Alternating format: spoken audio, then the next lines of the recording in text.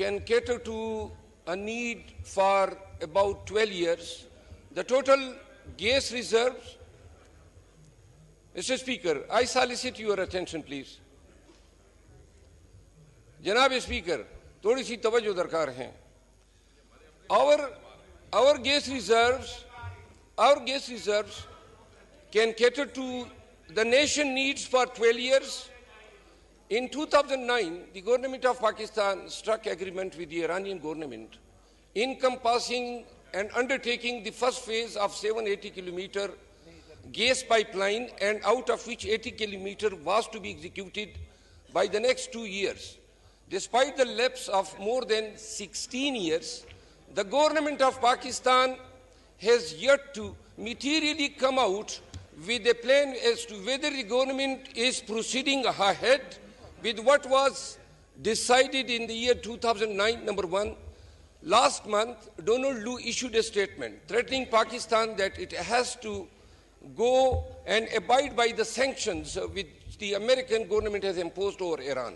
Now, the President of Iran is here, and the Iranian parliament has pressurized the government that if Pakistan fails to complete its part of the agreement by 2024, then we have to pay a penalty amounting to $18 billion. Now, when the President of Iran is here, and we welcome the visit of the brotherly Islamic country head, at the same time, the Pakistanis need gas supply, and through Iran gas pipeline, we expect that it will be at favorable rates, number one, and the supply will be firm.